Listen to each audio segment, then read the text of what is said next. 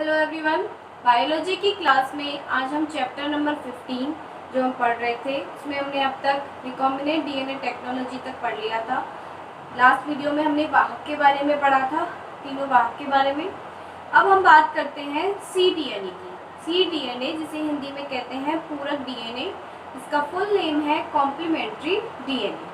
हम बात करें कॉम्प्लीमेंट्री डीएनए की तो हमने अब तक केवल डीएनए के बारे में पढ़ा था और आरएनए के बारे में पढ़ा था कि डीएनए और आरएनए दोनों ही आनुवंशिक पदार्थ होते हैं जो कि सभी लक्षणों गुणों का निर्धारण करते हैं। हमने कहा कि सामान्यतः पादप कोशिका में तो आरएनए आनुवंशिक पदार्थ होता है और जंतु कोशिका में डीएनए आनुवंशिक पदार्थ का कार्य करता है। लेकिन हम अब पढ़ रहे हैं सी डीएनए के बारे में।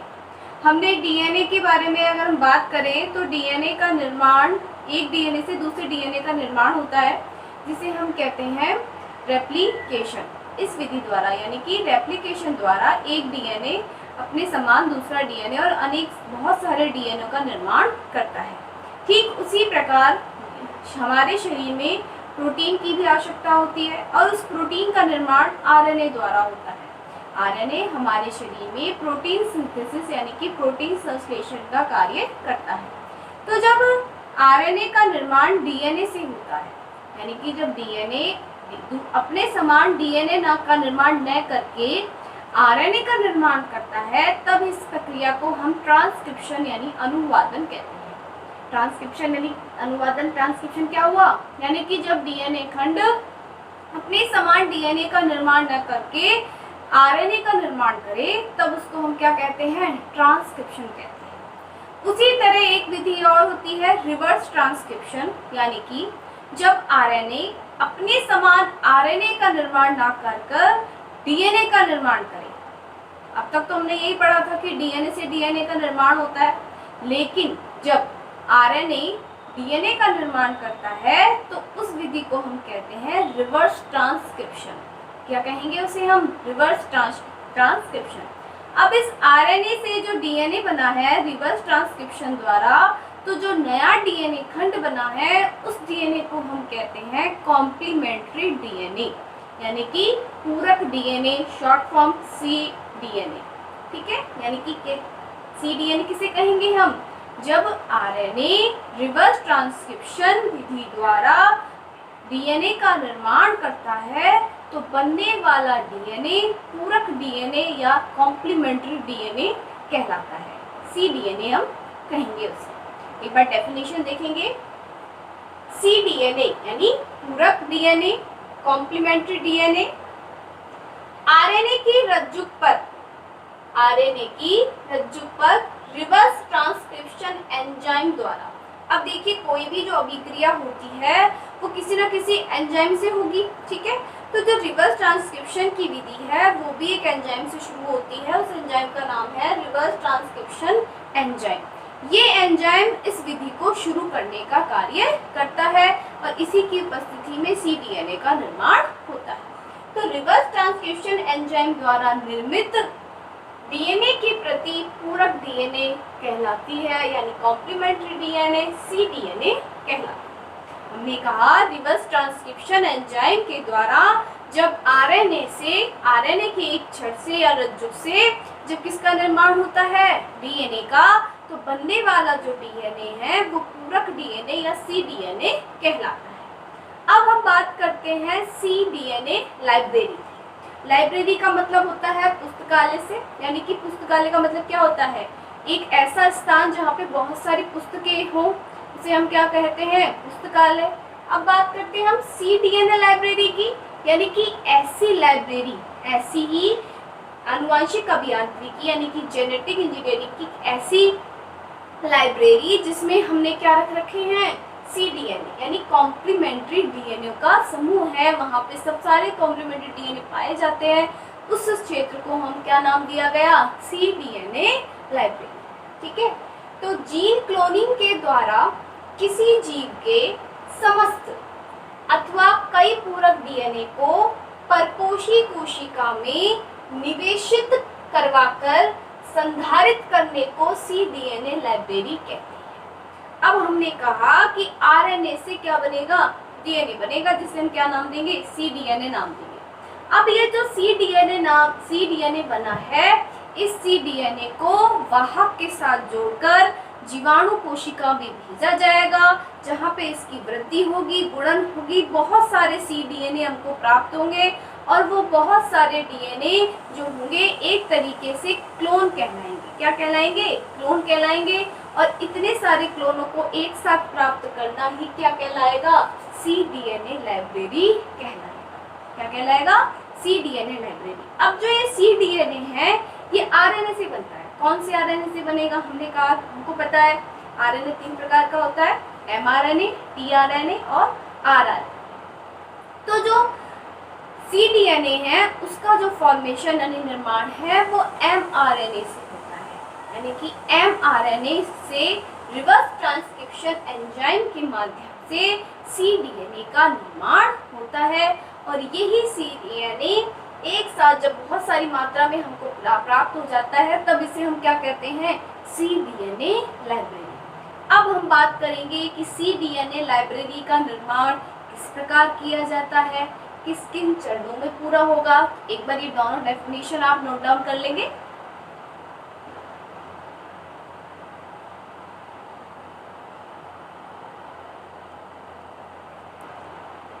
अब हम पढ़ेंगे सी डीएनए लाइब्रेरी का फॉर्मेशन। पहले डायग्राम के थ्रू समझेंगे। कोई भी कोशिका जो कि प्रोटीन सिंथेसिस की प्रक्रिया में भाग लेती हो, क्योंकि उसमें क्या उपस्थित होगा?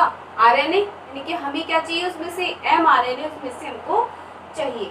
तो कोई किसी भी कोशिका में से हमने उसमें से क्या ले लिया? कलेक्ट एमआरएनए, यानी कि एमआरएनए को कलेक्ट कर लिया। अब हमने जो एमआरएनए लिया है उसे हम टेस्ट ट्यूब में अलग रखेंगे। ये हमारा आरएनए हो गया, ठीक है। अब रिवर्स ट्रांसक्रिप्टेज यानी कि रिवर्स ट्रांसक्रिप्शन एंजाइम के द्वारा इस आरएनए को डीएनए में परिवर्तित कर लिया जाएगा। जैसे ही ये डीएनए परिवर्तित हुआ, इस डीएनए का प्रवेश हम प्लाज्मिड में करवाएंगे, जो कि हमने रिकॉम्बिनेंट डीएनए टेक्नोलॉजी में भी पढ़ा था। हमने सबसे पहले क्या करा था?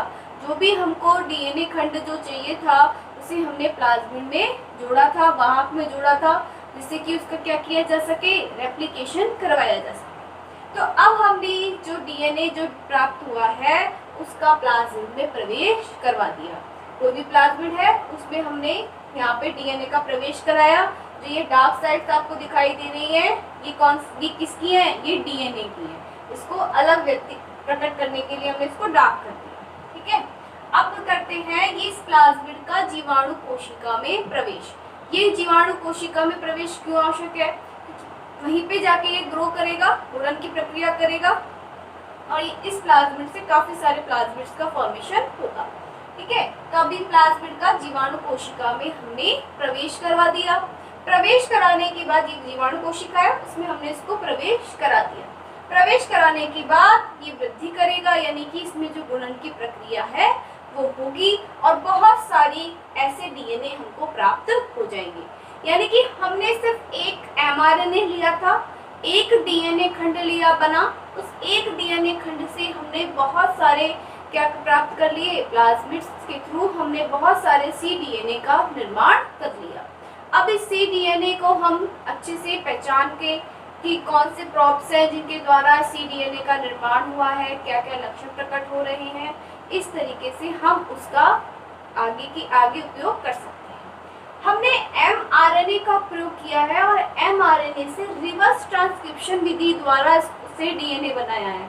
तो जब रिवर्स ट्रांसक्रिप्शन विधि द्वारा डीएनए का निर्माण होता है तो इसमें एमआरएनए के इंट्रॉन वाला जो भाग होता है वो इसमें नहीं जाता है। यानी कि ये जो डीएनए बना है इसमें इंट्रॉन वाले भाग का अभाव होता है। एमआरएनए के 2 भाग होते हैं, कोडिंग और इंट्रॉन वाला। तो इसमें केवल कोडिंग वाला भाग आएगा, इंट्रॉन वाला भाग इसके अंदर नहीं आता है। इसमें जो एमआरएनए वाले जो लक्षण है, यानी कि जो नाइट्रोजन क्षारक आरएनए में उपस्थित है, उन्हीं के पूरक यानी कॉम्प्लीमेंट्री क्या बनता है? डीएनए खंड का निर्माण होता है। देखिए ये एक तरीके से अगर सी डीएनए की हम बात करें, सी डीएनए लाइब्रेरी की, तो एक छोटी लाइब्रेरी होती है क्योंकि इसमें केवल एक आरएनए का ही यानी कि कुछ जीन्स का ही हमको क्या मिलता है? एक नया डीएनए खंड प्राप्त होता है, ठीक है। एक बार इसका डायग्राम निकाल लेंगे आप लोग।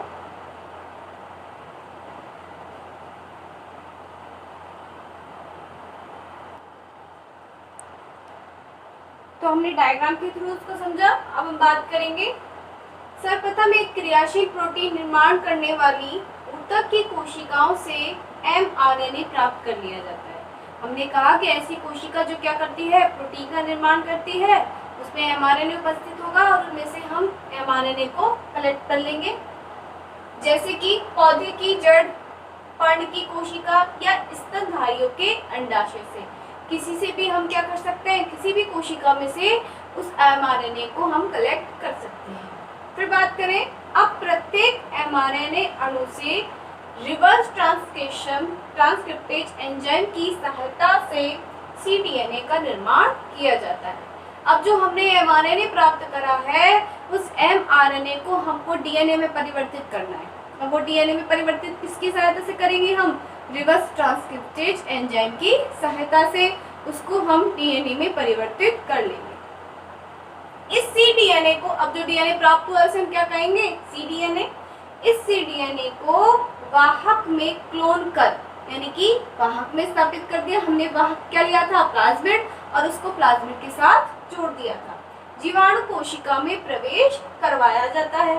अब जो प्लाज्मिड हमको प्राप्त हुआ है उसका हमने जीवाणु कोशिका में प्रवेश करवा दिया। इसके बाद cDNA का द्वारा संकरण कर पहचान व विशिष्टीकरण कर लिया जाता है। अब जो cDNA हमको प्राप्त हुआ है, जो वृद्धि करने के बाद जो जीवाणु कोशिका में बने हैं DNA, cDNA, उनका हम क्या कर लेंगे? पहचान और उनकी विशिष्टीकरण की प्रक्रिया कर लेंगे। अब ये एक साथ जो हमको इतने सारे cDNA प्राप्त हुए हैं, वही क्या है? cDNA library. क्या है वो? cDNA library. इसमें इंट्रॉन का अभाव होता है। हमने कहा mRNA से DNA का निर्माण हो रहा है, इसलिए इसके कोडिंग वाला भाग तो इसमें रहता है, लेकिन इसमें इंट्रॉन वाले भाग का अभाव होता है। यह पुस्तकालय छोटा होता है। छोटे से मतलब क्या है? इसमें mRNA से DNA बन रहा है, यानी कि जो DNA खंड बना है उसमें जो जीन है वो क्या है? कम है। यानी कि पूरा DNA जब बनता है तब उसमें जीनों की संख्या ज़्यादा होती है, लेकिन एक छोटा खंड बना है, वो भी mRNA से बना है, इसीलिए इसमें ये कैसी लाइब्रेरी बनेगी? यह एक छोटा पुस्तकालय बनेगा। cDNA का उपयोग यूकैरियोटिक जीन के प्रोकैरियोट्स में अभिलक्षण करने के लिए करती है। क्योंकि इसमें इंट्रॉन उपस्थित नहीं है, इसीलिए ये जो यूकैरियोटिक जीन है इसका प्रोकैरियोट्स में अभिलक्षण के लिए इसका उपयोग किया जाता है। अब cDNA के बाद एक और लाइब्रेरी होती है, जीनोमिक लाइब्रेरी, जिसमें संपूर्ण जीनोम के बारे में हम DNA का निर्माण करते हैं और उसकी तुलना हम cDNA लाइब्रेरी से भी करेंगे। दोनों में डिफरेंस पढ़ेंगे, वो हम अगली वीडियो में स्टार्ट करेंगे। Thank you.